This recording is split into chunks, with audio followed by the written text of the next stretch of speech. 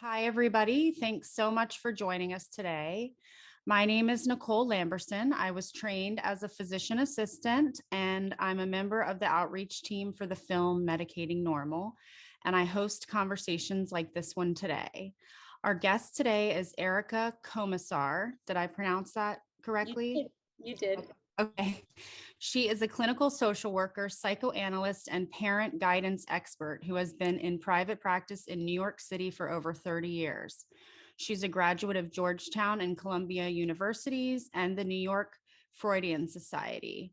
Ms. Komisar is a psychological consultant, bringing parenting workshops to clinics, schools, corporations, and childcare settings. She's a contributor to the Wall Street Journal, the Washington Post, and the New York Daily News. She is also a contributing editor to the Institute for Family Studies and appears regularly on Fox and Friends and Fox 5 News. She's the author of Being There, Why Prioritizing Motherhood in the First 3 Years Matters, and the book that we'll talk about today, which is Chicken Little, The Sky Isn't Falling, Raising Resilient Adolescents in the New Age of Anxiety. So welcome, Erica. I'm so glad to have you on here today. And just to get started, is there anything else you'd like to say that I left out of your introduction or about the film? You did a great job. Okay, Thank you. great. Sure. And I'm happy to be here. Thank you for having me. Sure. So first, I guess this is the book, Chicken Little, The Sky Isn't Falling, Raising Resilient Adolescents in the New Age of Anxiety. And I just want to talk a little bit about it. First, I guess, why did you, what motivated you to write the book in the first place? Well, what motivated me is that there's a crisis, mental health crisis in children and adolescents, really of epidemic proportions. And it was happening well before COVID. I mean, I know COVID gets blamed for it, but COVID just exacerbated what was already going on in our society. So I was seeing, very young children straight through adolescence with increasing intensity, suffering from depression, anxiety, ADHD. And so I wanted to really address it, not only in terms of what to do about it, but also preventatively. So as a parent guidance expert, I try to get into situations as early as possible to prevent them from becoming worse. So I wanted to share that with as many parents as I could. And the best way to do it was to write a book. Yeah. Okay, great. So when you say the new age of anxiety, what exactly do you mean by that? Well, I mean, our society today is more stressful than ever for children and adolescents. So it's more stressful because we put more academic pressure on children. There's more competition. The world has become what I call a very much larger place. It used to be a much smaller place. And now there's much more competition. You'd say too many mice for the same cheese is the expression.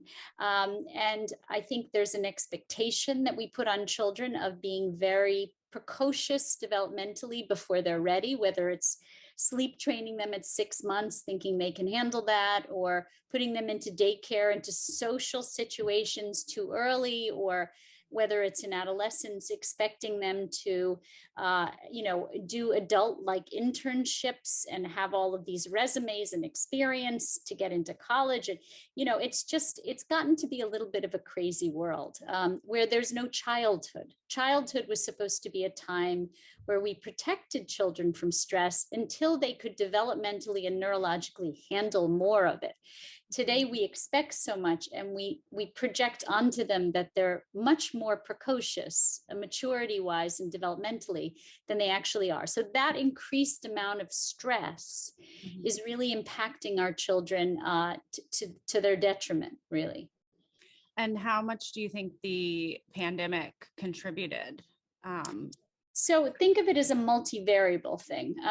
We didn't even talk about social media and what that's done and what global warming and political instability. And, I could go on and on. So think of it as a puzzle. Yeah. So I'm going to mention the big pieces, but there's so many pieces, including COVID. COVID is a piece of the puzzle. And what it did is, again, it exacerbated what was already there. If kids were already feeling, socially pressured by social media, by the expectations that we have of them socially. Then things like social isolation, which push them farther into social media exposure. There was some research done that showed out of Philadelphia that more kids were on social media because of the social isolation of COVID. So already social media was really doing a lot of harm to them. And then they were exposed to more of it because of COVID. So that's a good example of how it just exacerbated a kid who was already struggling socially, maybe a little bit socially awkward, maybe a little bit socially isolated, but was just hanging in there by going to school every day and kind of meeting friends that are more like-minded. Now they're socially isolated. So that just exacerbated things. Yeah. Yeah. Okay. And you touched on a little bit of social media, the internet, gaming. How does that affect adolescent mental health? I mean, when I was growing up, it was like the beginnings of the internet, but we didn't have all of this social media. And I always look back at like my adolescence and even early college years. And like, thank goodness, like we didn't have cameras and all of this stuff. Like I can't imagine what it's like being an adolescent with all of that now. So, well, I'll give you some brain science that people are usually interested in, which is that there's two parts of the right brain where there's discrepancy of development. And that means that they're not developing simultaneously, and that causes some problems. So the reward center of the brain, the ventral striatum, it is racing ahead in development, but the prefrontal cortex, or the emotional regulating part of the brain, has not caught up in development. And what that means is, I'll just take gaming because you mentioned gaming. Mm-hmm. Gaming provides stimulation to the brain, a very intense kind of stimulation. And what the research shows is that adolescents' brains are not like adult brains. If an adolescent is exposed to a moderate amount of stimulation, their brain responds moderately in terms of the reward center and dopamine surges. Mm-hmm. If an adolescent is exposed to a lot of stimulation, too much gaming, too intense, too realistic, virtual reality, the more realistic, the more stimulation to the brain. So if an adolescent receives a lot of stimulation, then the response that they have in terms of dopamine is tenfold that of an adult. Wow. So that's the problem, is that there's a discrepancy between the reward centers and the regulating parts of the brain. Now, take social media. Mm-hmm. Social media, Social media does another thing that has to do with discrepancy. The amygdala, the part of the brain that is the stress regulating part of the brain, is developing much faster than the emotional regulating part of the brain. And what that means is exposure to social media triggers all of these very self-conscious feelings in adolescents that are tenfold those of an adult. So an adult may look at social media and go, oh, look at that skinny model, and wouldn't I like to have her body? Or, look at that person and they have so many friends and they look like they have a perfect life. An adult might look at that and then have perspective, a little bit of perspective.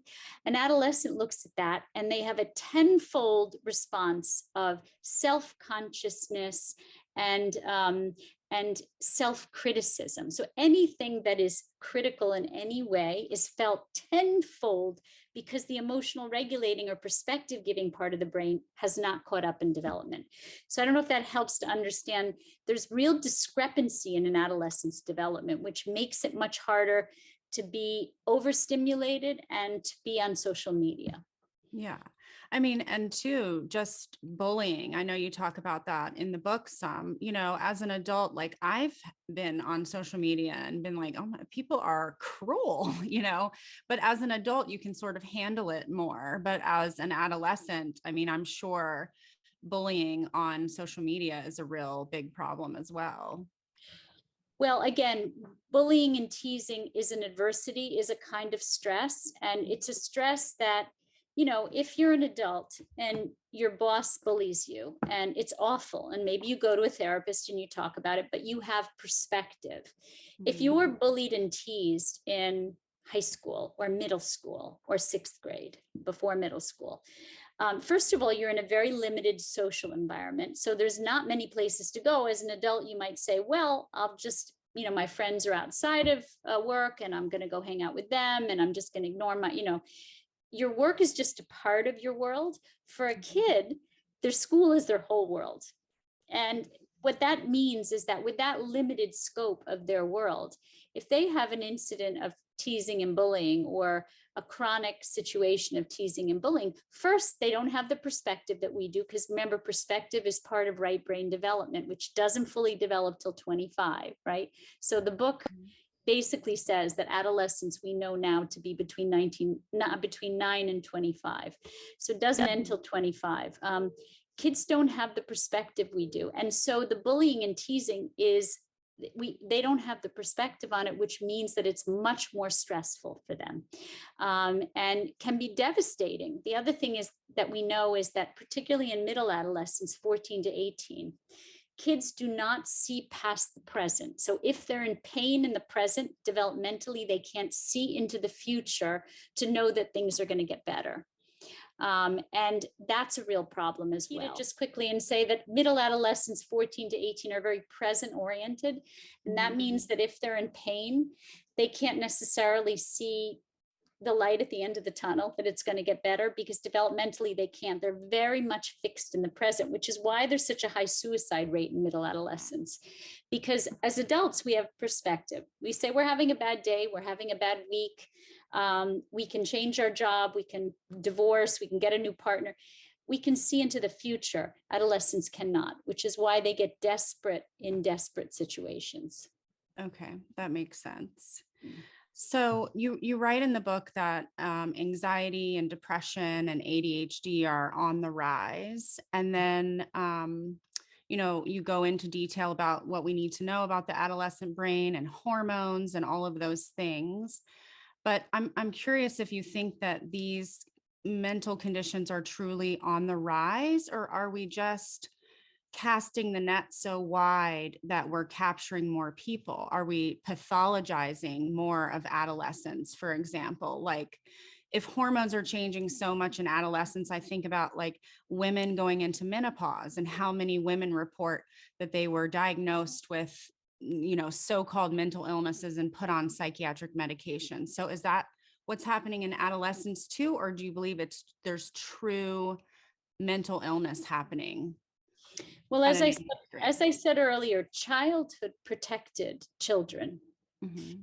But because there is no childhood, I mean, a very, very small window for most children. I mean, if we say that children are forced to be precociously independent as young as 6 months old, where they're put into daycare situations and much is expected of them. And so if we think of the idea that we've taken childhood away from children. Mm-hmm. We don't protect children from adult stresses and adult responsibilities.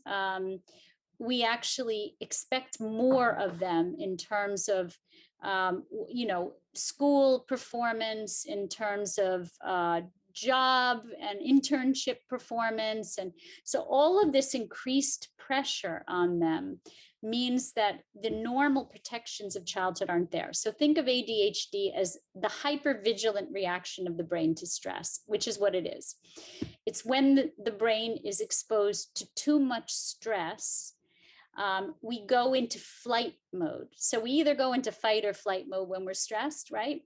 Yeah. Fight mode would be aggressive behavior, and we're seeing that too. Think of all the school shootings. Think of the kids who are being diagnosed at a very early age, straight through adolescence, with behavioral issues, aggressive behavioral issues. This is the fight mode of trauma and loss. And think of the flight mode as being more distractibility, ADHD-like symptoms.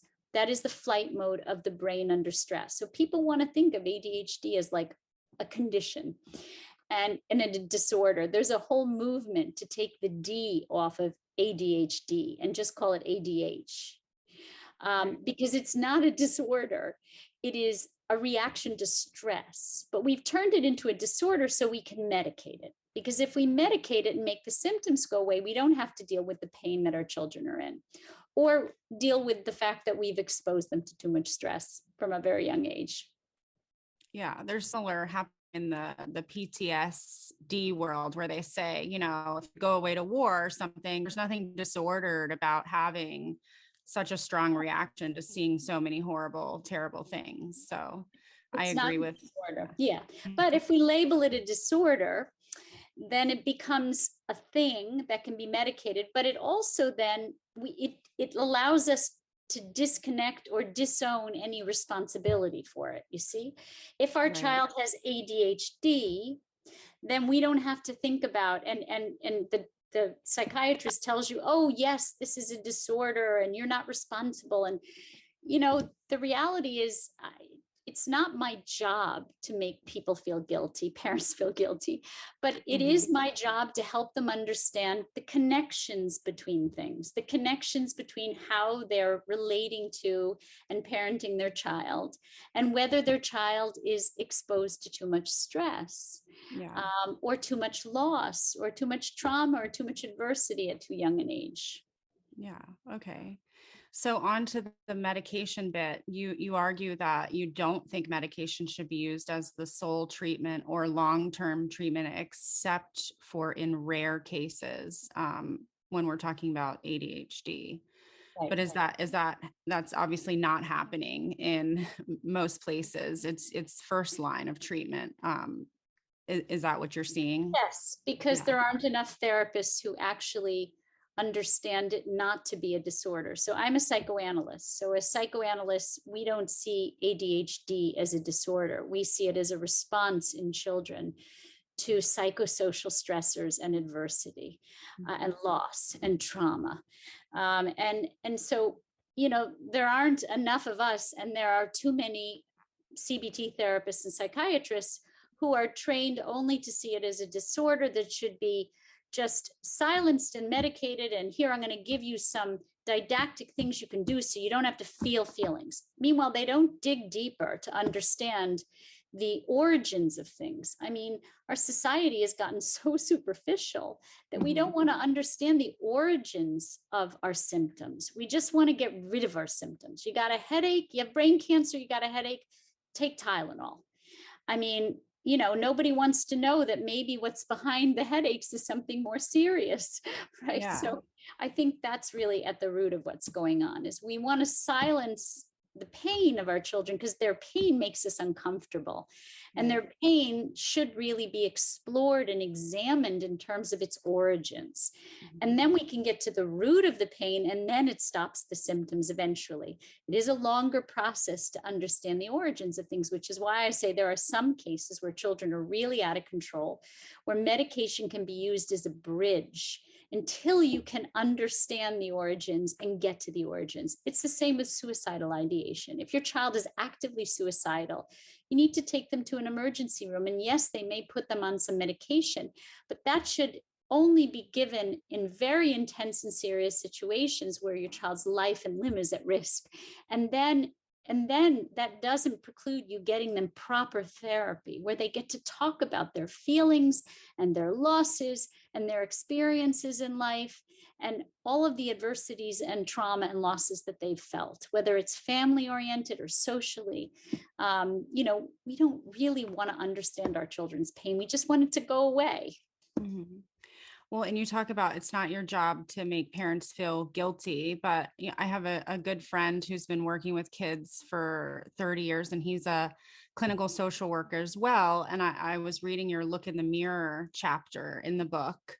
And he says that like a lot of parents just bring in the kids and they're like, here, fix him, you know, but when he talks to the parents, he's like, actually, it might be you that needs to be coming in, you know, it's not the kids so much. Sometimes it's everything going on around them. I would say 99% of the time it's the parents. And so, you know, and that's a harsh toke, right? For us to deal with that our behavior and our losses and our history can be repeated through our children without us even knowing it consciously. So what does therapy do? Therapy makes unconscious things conscious to us. It makes us more reflective. It makes us have to examine ourselves as adults so we don't impose on our children. You know, one of the things as psychoanalysts that we do that most therapists are not forced to do. So when you go to a CBT therapist, most of them and psychiatrists have never been in any serious treatment themselves. Most psychiatrists have never been in therapy. Psychoanalysts and psychodynamic psychotherapists are forced to go through many, many, many years of treatment themselves so they don't impose on their patients any of their own neuroses or conflicts, right? And so parents have to do the same. They have to go and get help with their own history and losses so they don't, what we call neurotic repetition is repeating what was done with us with our children. Right. Okay. So I'm going to push back just a little bit on the seeking help from a professional, which I know when someone is a therapist, and I've done this to friends of mine who are therapists, saying like, well, sometimes though that narrative, you know, seek help or you know, see a therapist, just because I've heard people sometimes who, you know, ultimately believed they were harmed by the mental health system, and they thought that messaging sent them, you know, the message, at least in their own mind, that something was wrong with them or that they were damaged or in need of a professional, instead of being able to like have autonomy and look within, sort of. So what would you say to that? So I would say that going to therapy isn't always about serious pathology. Sometimes it's the prevention of serious pathology, meaning if you're starting to feel like you may not be able to regulate your emotions quite the way you want to, going to a therapist prevents you from going down a bad path. So sometimes it's preventative. But the other thing is that, you know, the idea that depending on another person who you can trust is a strength rather than a weakness, is a message that we haven't been very good at getting out. That somehow going to a therapist is seen in this country, which is a country that's based on independence and self-sufficiency and individualism and all this stuff. You know, being able to be dependent on someone is actually a strength. Not excessively dependent, not like I can't walk out the door without holding someone's hand, but the idea that you could go to someone who you could share your thoughts and feelings and innermost conflicts with, and they can help you to change your narrative that you've been living with your whole life, because that's what therapy is about. It's about changing your narrative. Everybody has a narrative of their life and what their life has been. It helps you to look at yourself in a different way and examine yourself. So I think of it as a strength to be able to depend on others, not as a weakness. And therapy is very rarely forever. It's connecting with another human being who can help you, who's trained to help you, who can care about you and can help you get over a hump in your life and get you through and make you stronger in the future. So I think that's really, sadly, a narrative that this country has promoted, that somehow the idea of seeking help is a weakness, that leaning on others is a weakness. In my field, we say the healthiest ego is one in which, when you're in distress, you feel comfortable turning to another for help. And if that person isn't there, then you flexibly can turn to yourself to self-soothe. But the idea is we want to be able to lean on others. We are human beings. We're relational. We're meant to be connected to one another. Yeah. I guess some of it depends on the therapist as well. I mean, if you go and you see one that's really bought into, you know, why aren't you on medication? We need to, you know, that kind of. So let me just define the difference in therapists. Okay. So there are psychiatrists. Psychiatrists, for the most part, are trained just to give medication. In the old days, psychiatrists were also trained as psychoanalysts and psychodynamically. Now, psychiatrists, for the most part, with rare exception, go straight into psychopharmacology. They should be called psychopharmacologists. Mm-hmm. They just relieve symptoms. They're like pain management specialists, but they are not trained to understand the origins of pain, nor do many of them even want to go there. That's not who they are. They probably have never been there themselves. They probably never talked to a therapist in their lives. Yeah. So that's psychiatry. Then you have CBT therapy, which has really come up with in grand numbers because of, it started out because of the need for insurance companies to not pay very much. They wanted a quick, short-term solution to people's mental health issues. Give me something quick that doesn't cost much. Short-term therapy. That's how CBT therapy started. Now, CBT therapy, which is cognitive behavioral therapy, is very superficial, but can help with certain issues. It can help with smoking cessation, OCD symptoms, phobias. There are certain things that CBT was designed for. The problem is then CBT therapists started treating depression, anxiety, things that had origins, but they weren't trained to look at the origins. And most really good CBT therapists that I will refer to for those things that I mentioned and who refer to me know their limits. They'll say, this is beyond my, sort of like a coach. People go to coaches and life coaches and work coaches. They know their limitations and they'll say, this is beyond my ability. You need to go see a therapist who can help you with this. CBT therapists now don't do that. They say, one-stop shopping. I can treat everything, or I can send you to a psychiatrist. So I do think there's a place for CBT therapy. I think it is overprescribed because people don't know that there's an option. And the main option is either psychoanalytic, it's sometimes called psychoanalytic psychotherapy, or psychodynamic psychotherapy, same thing. These therapists have to be in treatment for many years themselves to deal with their own losses. They are trained not only to help people to deal with their current pain in the present, but they also are trained to help them understand the origins of their pain. So long term, they don't have to keep experiencing that pain.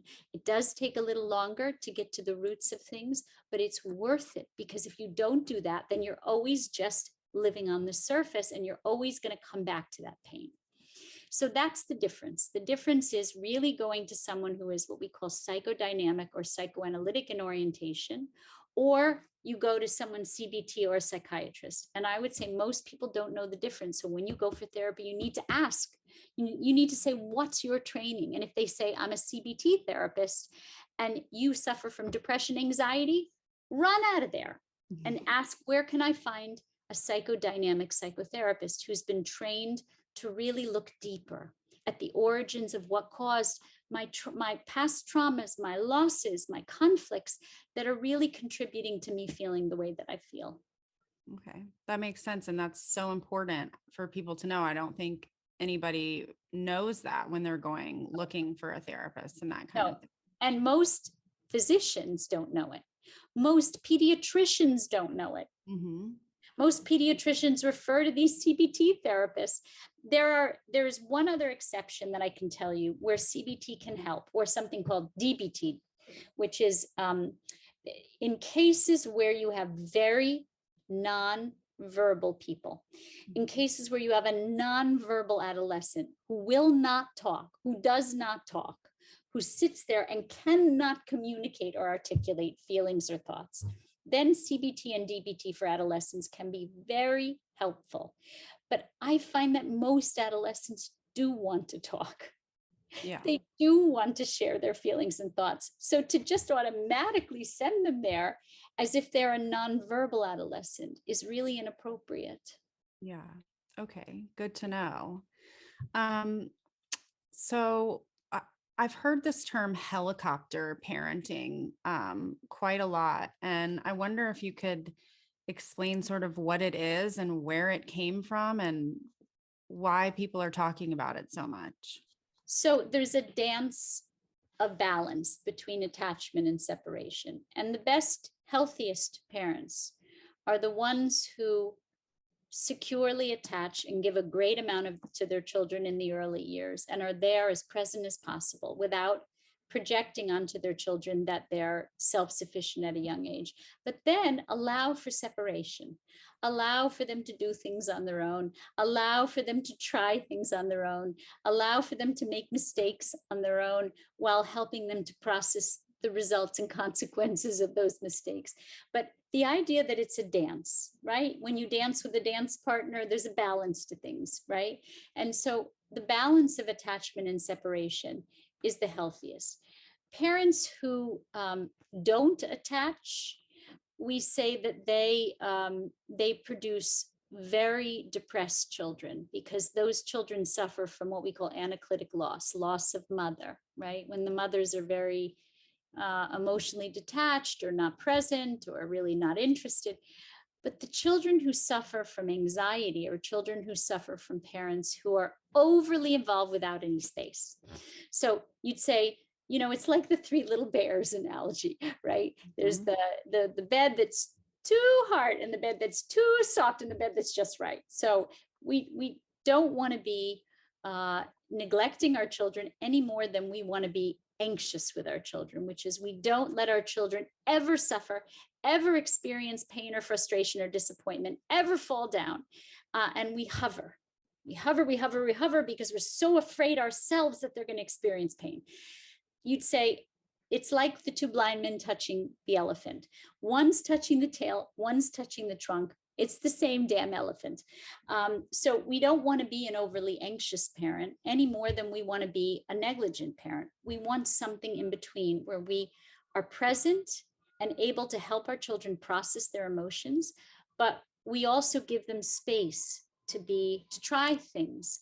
And so that's when you hear helicopter parent, you're hearing about very anxious parenting. And those children end up being very anxious. Okay. Mm-hmm. Makes sense. Mm. So I guess we can transition now into the opinion piece that you wrote for the Wall Street Journal called "For Mental Illness, Make Medication a Last Resort." And you argue in that piece that doctors and psychiatrists are far too eager to prescribe pills. And they should be a last resort. So what exactly was the motivation behind that piece? What came up for you when you were writing it? Well, just as I said, I write a lot of pieces about this because I think that we have become a society, as I said earlier, that doesn't really, they can't deal with any discomfort at all. It's one thing to say, you've gone into the emergency room with a migraine and they had to give you a narcotic because you were throwing up and your head was spinning around. That's a different level of pain, right? Yeah. The fact that we can't deal with any pain at all, that you go into a psychiatrist and you say, I'm depressed, I'm anxious. And rather than being curious and wanting to know more and digging deeper into the origins, immediately we say, I can give you a pill for that. Mm-hmm. So it's the concept of, pain management is a wonderful field. I think, for people who've suffered severe back injuries or who have migraines or, the idea of pain management is a wonderful kind of point of progress in medicine, right? But what we've done is we've tried to apply that to mental health issues. And the truth is that our pain is our map. Our pain is our roadmap to help us to understand our pain. If you get rid of the pain with a pill, you lose the map. It's like losing a treasure map, right? Yeah. And so we don't want anybody to have to feel uncomfortable. So psychiatrists are just in the business of getting rid of pain right away. So are CBT therapists. Let's see, what can we do? I'm going to give you these, do this, do that, get rid of the pain. Well, no one's asking, where's the pain coming from? What's the origin of the pain? So that it's the same that we've been discussing. It's really a very narrow way of looking at people's emotional pain and mental health issues. Yeah. So for adolescents, have you done any research or looked into, are there more detrimental effects of being medicated when you are an adolescent and your brain is still developing compared to? Absolutely. When you take medication, you are basically altering brain chemicals. There is no doubt about it. You are playing with the balance of brain chemicals. And there are some exceptions where that is really necessary. I mean, bipolar disorder is a real thing. So is schizophrenia. So when we have psychosis from schizophrenia, being on an antipsychotic can really help a person to function. But that's not what we're talking about here. For the most part, we're talking about people with depression and anxiety, and not suicidal people, being put on medication to get rid of their pain. And again, if our pain, I always say pain, guilt, these are roadmaps to conflict. These are roadmaps to help us to discover, to examine ourselves, to be curious about ourselves. They are signal feelings. They are meant to give us a roadmap to where the pain is originating. And I think we are so quick to say no one should have to feel any pain, but some discomfort, some frustration, some pain helps us to figure out who we are and where that pain comes from. Yeah. Mm-hmm. I'm in a lot of the support groups online for people who are injured by psychiatric medication because I took it myself and I feel like it devastated my entire life. And I meet a lot of people in there who were drugged when they were kids or adolescents. And I feel extra sad for them because they didn't really even get a choice. I feel like I was like in my mid-20s. Maybe my brain wasn't fully developed yet, according to if you hit 25 when I made the decision. But I made the decision for myself, based on this psychiatrist telling me that I needed meds. But if I was like 12 or 9, I think I would feel kind of resentful a little bit that, some adults sort of did this to me. And then now I'm an adult and I'm faced with coming off of this stuff and the withdrawal syndromes that come with it. And I mean, but it isn't that interesting. Isn't that interesting? Because what did you bring up earlier to me? You said people don't want to go to a therapist because they don't want to be dependent on someone. Yeah. And instead, we're making our children dependent on medication. So you'd rather have your children be dependent on a chemical that alters their brain, potentially for a good deal of their life, if not their whole life, than go see a professional therapist who's trained to help talk about their feelings and losses and experiences. So you'd rather have them be dependent on a medicine than a person. Yeah. I mean, that's pretty screwed up if you think about it. Yeah. Right? Well, I'm curious that when you encounter parents who are sort of trying to navigate this difficult space, because I'm sure most parents just are trying to do the best they can for their kids, but it's so confusing out there. Like all the messaging is, let's get rid of the stigma and let's go to the doctor. And if you need to take meds, you should take them, and so here's this psychiatrist in their white coat telling them your kid would benefit from this. They need this. And then on the other hand, they might see someone like you who is saying the exact opposite thing. And so it's like, how do they navigate that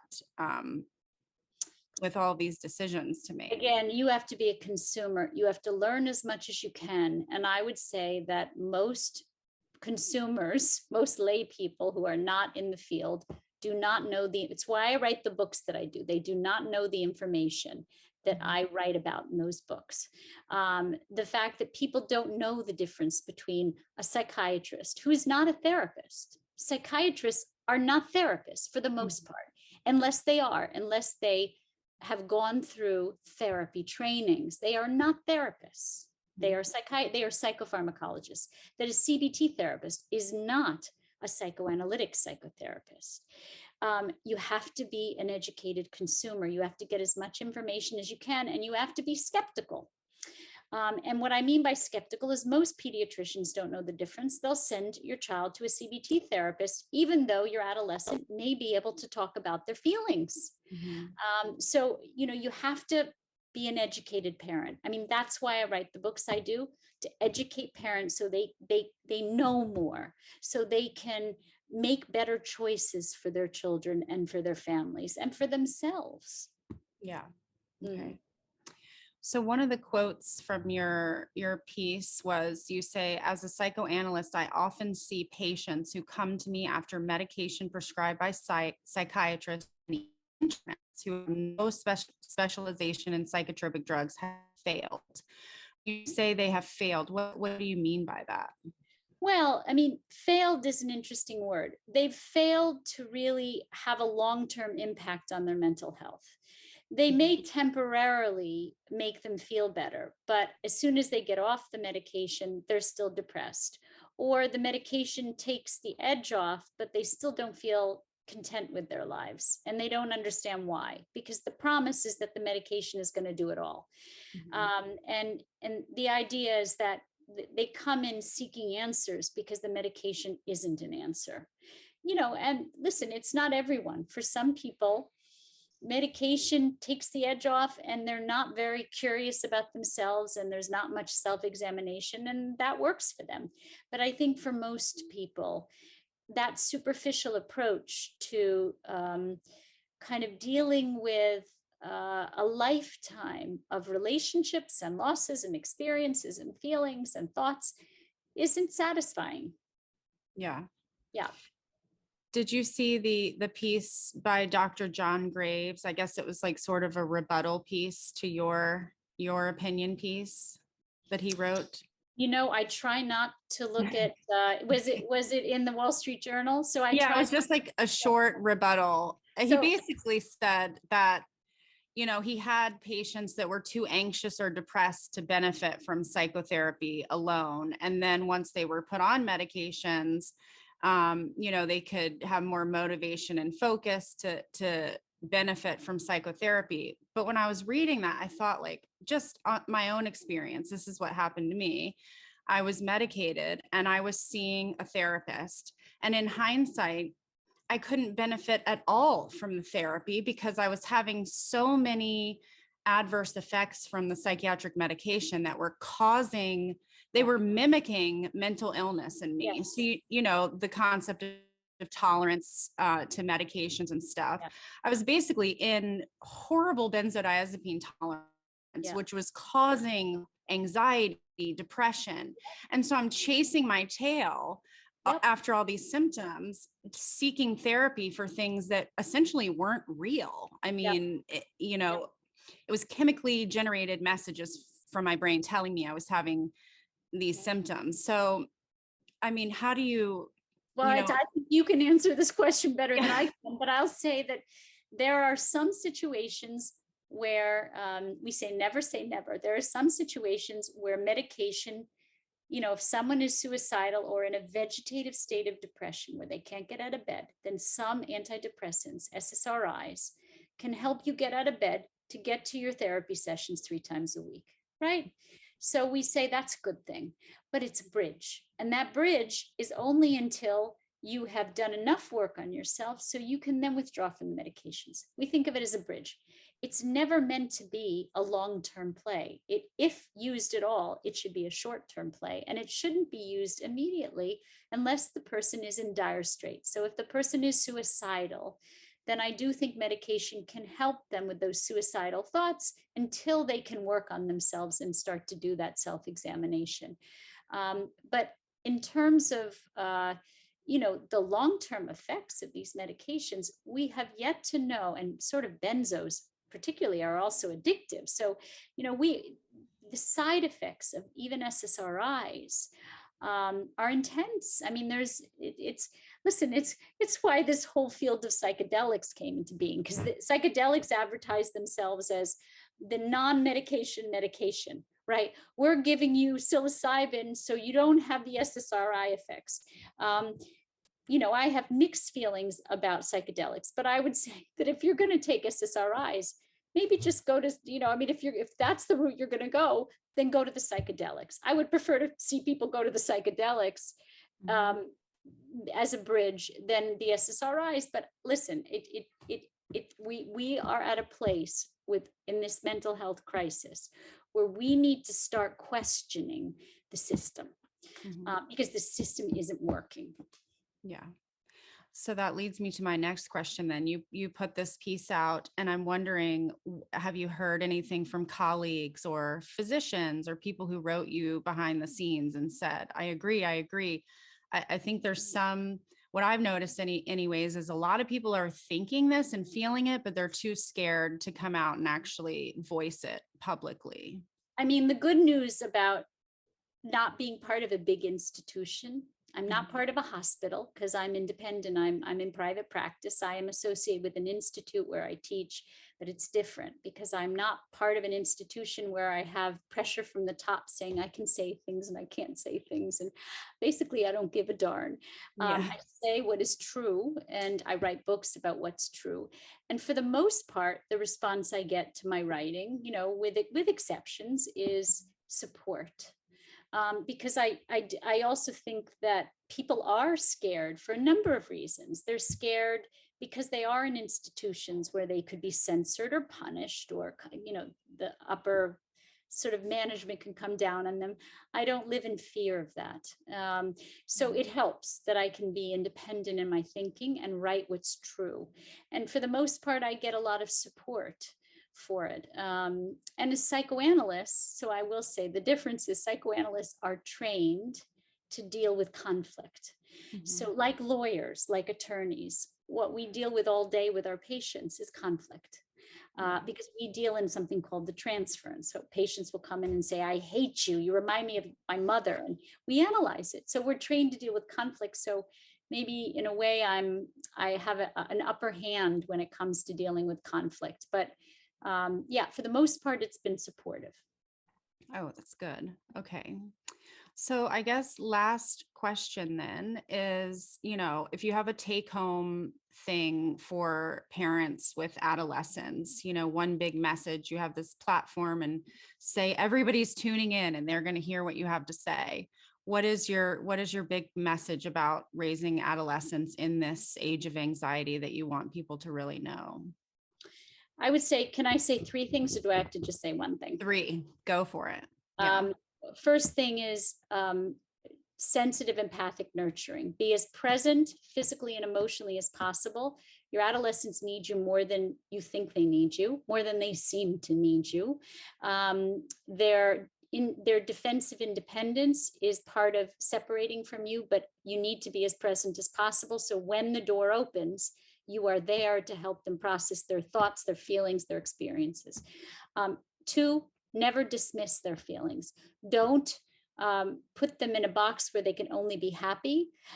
Get comfortable with discomfort. It's very important that you are comfortable with discomfort. If you're not comfortable with discomfort, then how are they going to become comfortable with discomfort? So I mean, the idea is between our presence and our ability to process their emotions. And lastly is don't hesitate when it comes to getting treatment for them. Don't brush it under the rug and say, oh, they'll be fine and they're fine. And it's another kind of denial. We say denial is more than just the River Egypt. We don't want to brush under the rug any of what we're seeing. We want to keep our eyes open and know what we're looking for. And when we see signs of trouble, address it as quickly as possible, because what we do know is when your adolescent is suffering, the sooner you get them to a mental health professional, the easier it is to treat. Okay.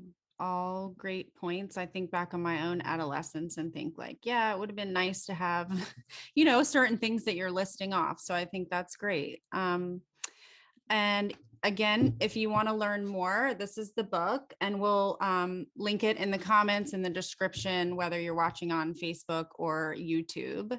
So I guess before we close, do you want to share, Erica, where people can find you if they want to follow you on social media and that kind of thing? You can reach me at www.komisar, KOMISAR.com. And on my website, you can there are links to buying my two books, Being There, Why Prioritizing Motherhood in the First 3 Years Matters, and Chicken Little, The Sky Isn't Falling, Raising Resilient Adolescents in the New Age of Anxiety. And you can also follow me on Twitter at Erica Komisar CSW, and on Instagram as well. Okay, awesome. Well, thank you so much for joining us for this live discussion. For those of you watching, if you haven't seen Medicating Normal yet, go to our website at medicatingnormal.com/watch for the many ways you can view it. More platforms for viewing are coming soon. You can buy the film on DVD if you're in the United States and Puerto Rico. As always, you can check the events tab on our Facebook page for more upcoming interviews like this one. And lastly, if you'd like to support our outreach efforts to bring the film and conversations like these to more communities, you can make a donation at medicatingnormal.com/donate. So thanks again, Erica, and thanks for everybody who listened today, and take care. Thank you for having me. All right, take care. Bye-bye. Bye.